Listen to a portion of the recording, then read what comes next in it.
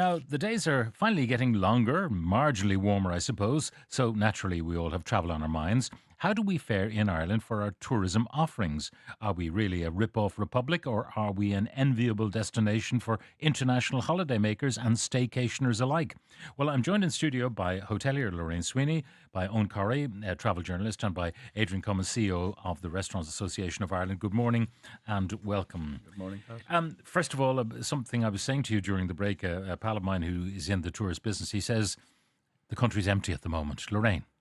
Yeah, interesting. I'm nearly glad to hear that because we're a little bit worried during the month of April that the rates are very soft, that the tourism isn't here. I know Easter was at a different time last year, but nonetheless, this particular month is very poor from a tourism perspective. Our rooms are very quiet. And even bookings forward are not strong at this point in time. So there's a little bit of concern there. So has price come back to bite us? Well, obviously there are issues around price. In fact, if you were taking a break now, you'd get very reasonable prices in hotels in Dublin and around the country.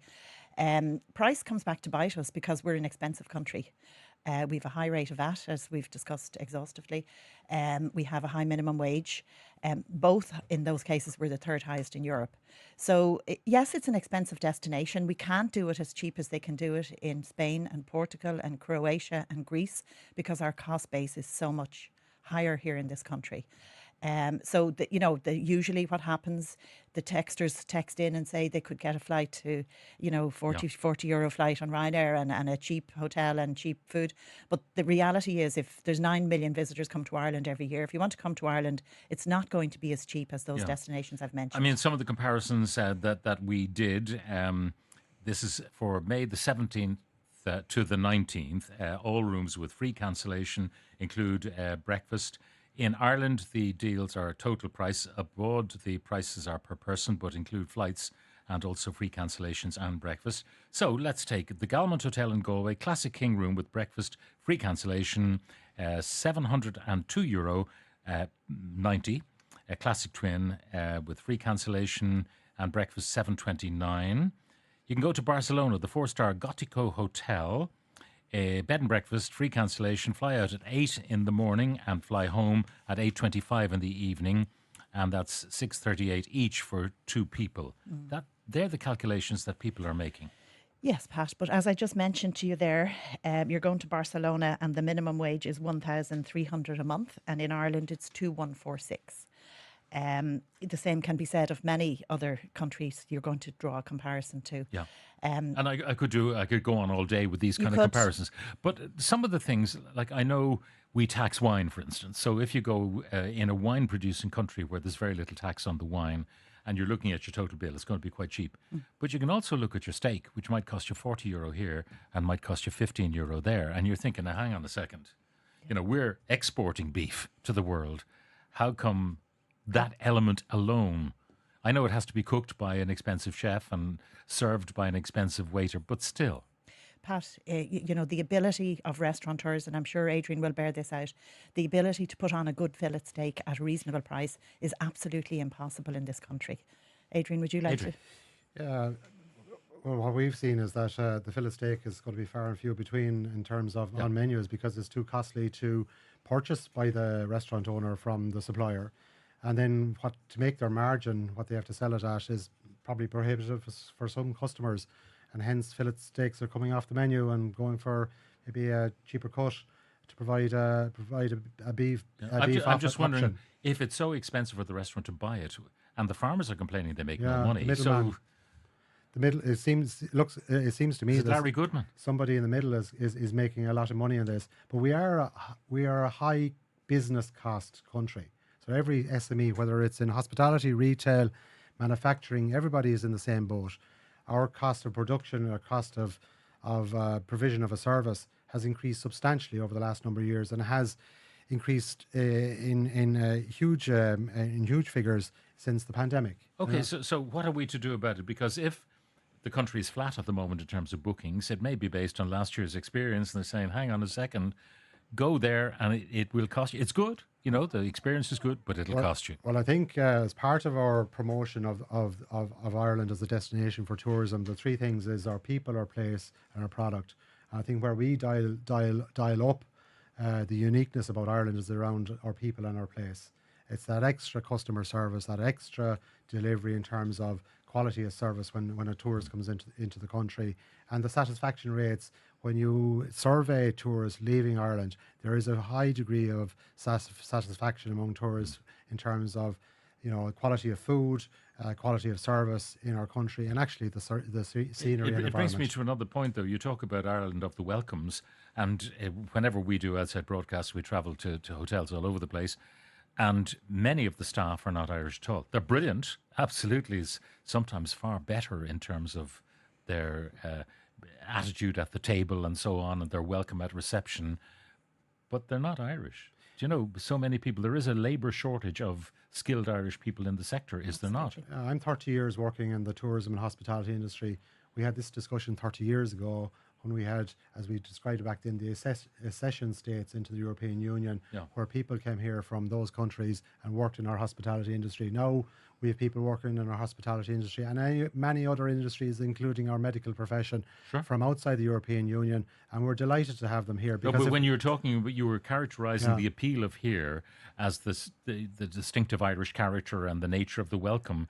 If the people welcome you in many emporia, be they overnighting in a hotel or in a restaurant, are not Irish, you can't really use that as a selling point. Well, I think when you look at the overall mix in terms of Irish and, let's say, non-Irish working in our hospitality, is about 25% to 30% of our overall workforce in hospitality, which means that at least 60% of our workforce is Irish working in our industry. Now, Owen, looking at Ireland as you look at many countries and you look at access costs to various countries, Ryanair have done obviously great work in lowering the access cost to many destinations. When the planes are relatively empty, when they're full, Ryanair is as expensive as the best in the world. How are we in terms of hotel prices, restaurant prices, access prices? We can obsess a little bit about this, about all the issues that have just come up already. People coming to Ireland aren't generally chasing price. The access price, when they do chase price, tends to be what they look at. Decisions are sometimes made in the major markets that Ryanair operates. Ryanair is only 4% of Ryanair's entire business is Ireland, by the way. So they're huge in Britain and Spain and Italy. And people will look at a website and come to Dublin, not based on the hotel price, but on the access price for the airline. Now, they don't expect, there isn't an expectation of cheap prices.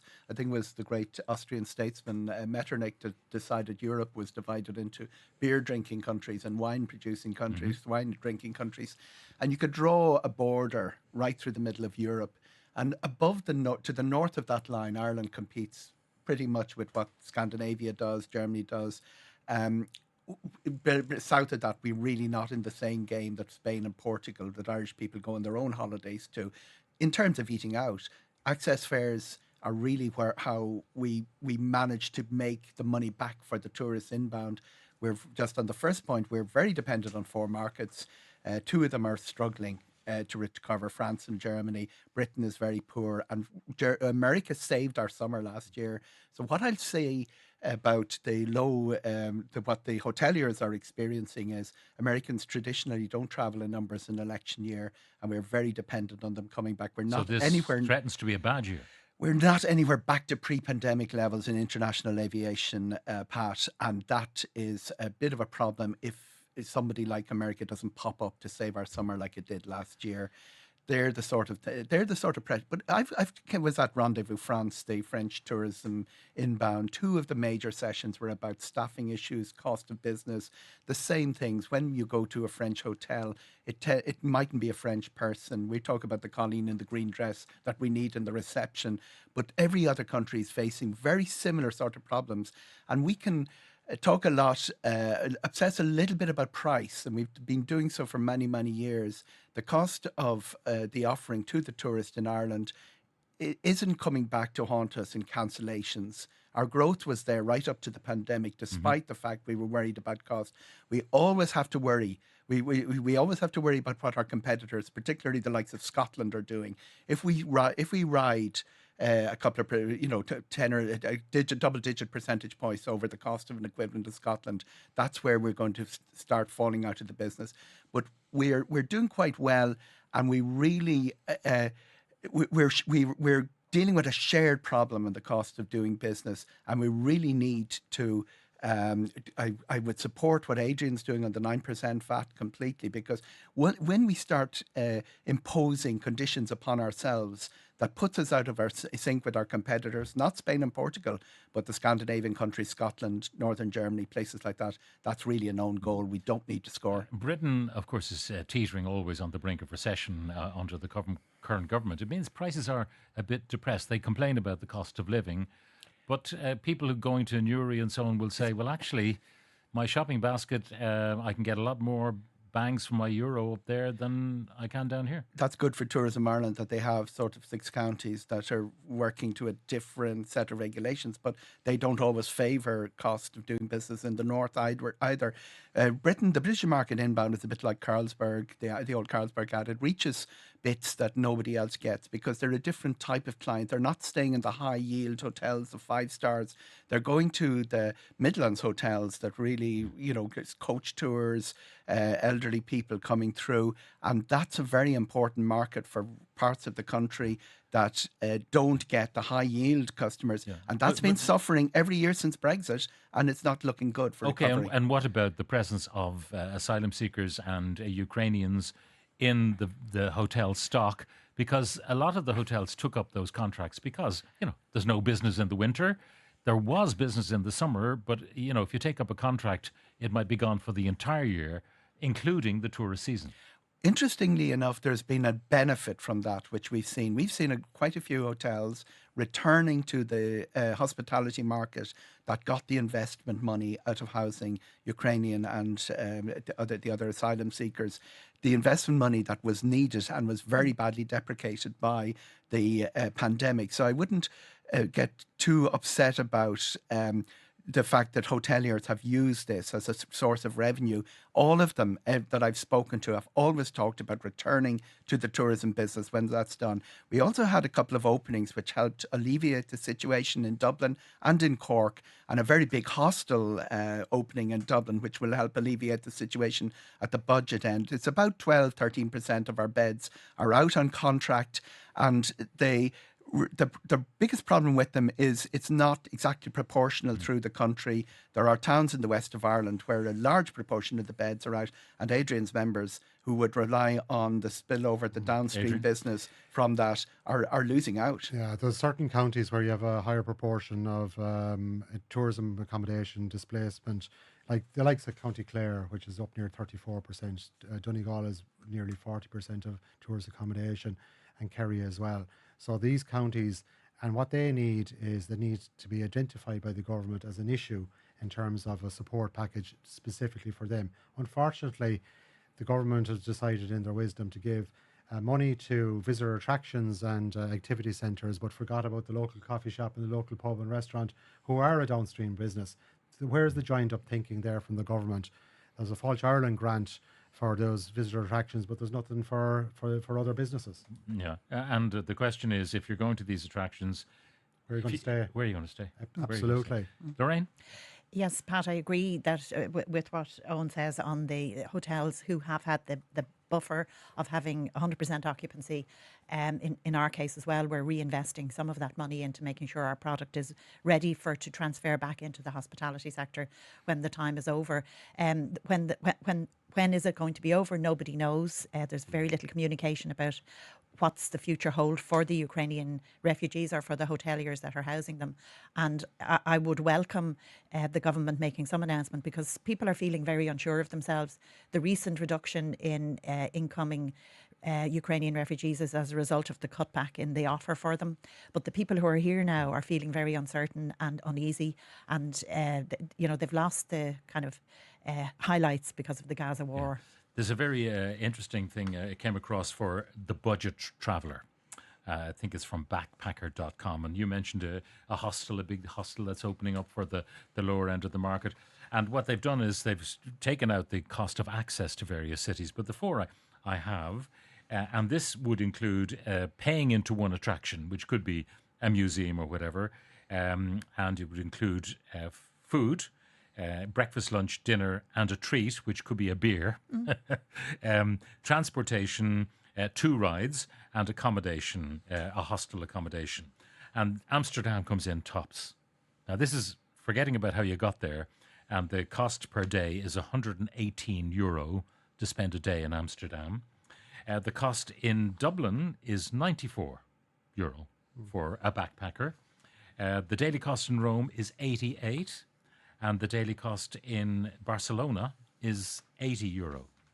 So the backpacker gets more bangs for their buck in Barcelona, certainly than they do in Dublin, and certainly than they do in Amsterdam. It's very interesting when you look at the price of the pint is our gauge. Everybody talks about when you look across Dublin, and particularly the very well publicised rise of the price of the pint in the pubs and Temple Bar. You can walk 500 metres and get a pint for €5 or $5.50, and you're paying nearly 10 in Temple Bar. The pubs that are charging the most are packed. So it's not really a price that people are making. The prices of running on the ground, once operating on when you land in the city, aren't really a factor in people deciding to come to Dublin or not. They do expect Amsterdam, Copenhagen, Dublin to be around the same level. They do expect provincial cities in Spain to be at a much lower level. They'd be horrified if they were charged Dublin prices. But the way where we sit in international tourism, the expectation isn't that you're coming here for cheap deals. Just an interesting aside, the National Leprechaun Museum in Dublin has been named the country's most boring attraction. Anyone been to it? No. You've been to a few attractions in your time. I've been to more boring attractions. I was at the Barbed Wire Museum in Oklahoma, so the Barbed Wire Museum. And the top attraction, by the way, is the Branson Scenic Railway in Missouri that took the number 1 spot, with the US occupying the top 7 spots for really attractive attractions. Some of the comments, and it's interesting, Dan here echoes something you said, Eoghan. My family has been in the food industry for years, and we've always made good money. But in the last 20 years, we can up our prices, and the higher, the better. The more we seem to charge, the more people seem to think it's better. So that's the kind of the Temple Bar pint phenomenon. Yeah, it's also that they don't just think it's better. They're coming back because it is delivering the quality. Our reputation for food is second. We're the 4th biggest beef exporter in the world. Oddly enough, other countries have built entire culinary reputations on our food. So, I wouldn't really worry about trying to market low-cost food to our tourists when they're coming to Ireland. They see cattle in the field, they see the sheep out in the field, they see food being produced as it should be in an environmentally and a humane way. And I wouldn't be chasing low cost on that. Yes, Pat, but I wouldn't agree with that texter there, because by and large in the restaurant business, you have to provide value for the customer. And the value can be ambience, detail, service, which allows people to charge more for the same grub. Well, that's true, Pat, but I don't think that formula could work universally in the restaurant business. My great fear is that we're going to end up with fast food chains as an offer to the tourism sector, and that's not going to work.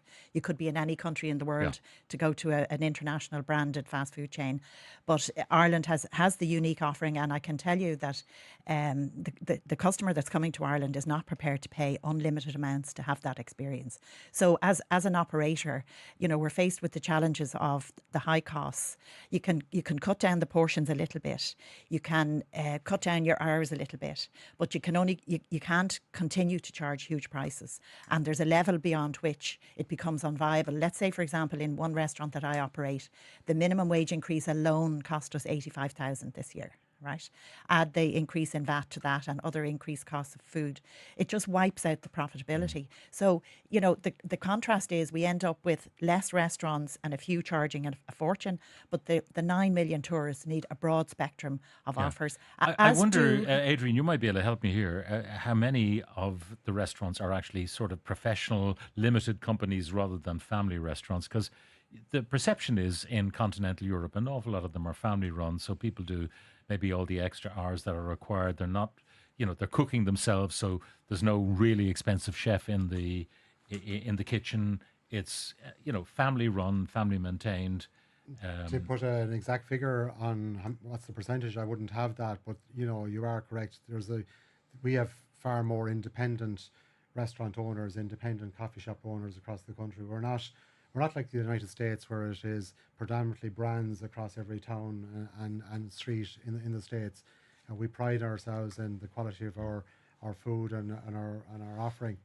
I'll read you some of the text. My American friend, who was a regular visitor in the past, says she wouldn't come over again due to the fact that she'd be lucky to get a broom closet that she could afford in Dublin. The minimum wages are much lower in other European countries because housing is much cheaper and all social services are superior. Healthcare, childcare, welfare, benefits, etc. 2 nights in Wexford B&B, 2 dinners, €605. 7 nights all-inclusive Bodrum, €1,009. Would love to holiday at home, but it's unsustainable. That's from Paul. Yes, but in Bodrum, the minimum wage is about €500, Pat. So, like, it's not apples and apples, it's apples and oranges. Yeah, but people actually are not asking questions, are they? But to the waiting staff, how much are you earning? It's the experience. No, but they do know. I would be conscious when I'm in Portugal, if I'm about to tip, I would know that that person is on a minimum wage of about $4.50 an hour. But Pat, the bottom line is that Bodrum has a huge resource of people to draw from to come and work in their industry. Ireland is at full employment, and we do not have people we can call upon to come and work in our industry. Another one, on behalf of my professional association, I made a bid to host an international conference here in Ireland. We lost the bid due to the costs. The conference committee objected to all of our costings, price of accommodation, food, site rental, etc. Our country is perceived as far too expensive by our international colleagues. Why is fillet steak so expensive? In world terms, Ireland is a beef superpower. It does not make sense. Perhaps the fillets are being produced exclusively for export. That's from Ed. Having just returned from Gran Canaria, where we, 2 adults and 2 teenagers, dined in good restaurants, having 3-course meals, bottled water and wine, around €120. We will not holiday in Ireland again, sadly. Incidentally, many of the staff there were not local. They were from various other countries. What about block booking in hotels? As you can't stay in a Saturday night, you have to say Friday and Saturday. Really unfair to families that have to book large rooms if they just want to get away for the night. Sick pay is the biggest cost. It's another week's holiday, which has to be covered by another person. Many of my 120 staff are putting it to their holiday. I'm French. I've lived in Ireland for 2 decades, welcoming family visits regularly. However, their trips are becoming less frequent due to the high cost of living here, despite them staying with me. So, Canary's own, what about that protest? Tour us out. Not much to it from what I can see. Well publicised. They're the 4 islands everyone can name, plus La Gomera, at 12 o'clock on Saturday. And it's there's been a reach out on social media to gather and protest against over-tourism. That's the sort of movement we'd have seen in Dubrovnik, Barcelona and Venice. But the Canary Islands very dependent on tourism. I wouldn't expect large numbers. I wouldn't expect any Irish people going away to even notice they were taking place. Pat, just one point on the comments that you're getting in. Irish people have suffered the winter of rain, and they need to get away to the sun. Yeah. And there happens to be times in the year you can go when the flights are cheaper and you can get accommodation that's reasonably priced. So really, we're talking about the people coming into Ireland, the 9 million visitors, are coming for a different thing. They're not coming to toast in the sun and to have air conditioning running at night in the hotel bedrooms. So frequently we get comments from people who can go to Barcelona and go to the Canaries and have a holiday at half the price they can have it here. Irish people do need to get away. I'm looking forward to it. I'm sure you are too. Every second day here, there's a shower every hour. And so really we're not comparing like with like. Hey, Adrian, what is to be done? I mean, the 9% would be a help, but would it be a panacea for all ills, or are so many outfits still with warehouse debt, which will close them down? Warehouse debt is there's a portion of our industry that are caught in the warehouse debt, and that has to be repaid from May onwards, and you will see more closures because of that. But the big issue for the food-led businesses is that 9% VAT rate. That would be huge lifeline to our industry. Otherwise, you'll see more and more increase in closures. You know, when you benchmark this year against the height of the recession and the financial crash, we had 1 a day closing back then. Now we have 2 a day closing now. Lorraine? I agree that the 9% is essential, and I think Simon Harris could hit the ground running now and reverse the trend of restaurants closing. However, on the warehouse debt, I cleared my debt, and I think it would be unfair on people to get a debt holiday or a debt write-off, Yeah, because they're getting zero interest. they're getting zero interest, which is fair enough. But I think a lot of small operations might close down and reopen again in order to avoid the warehouse debt, which I think would be very unfair on those businesses that have paid their debt. I'm tired of hearing about the poor hotels and coffee shops alone. What about the retailers in those areas? They are also dependent on tourism to top up their income. The novelty shops, the tourist shops.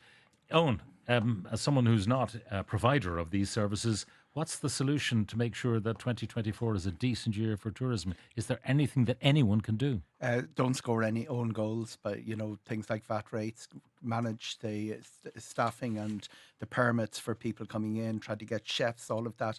Remember, in the modern, diverse, wonderful world where people travel so much, homogenization is the enemy. Every single one of Adrian's restaurants, the 2 a day that are closing down, is losing something distinctively Irish. We could end up in a situation where franchises and familiar names start taking over our provincial towns. That's not what we want to happen.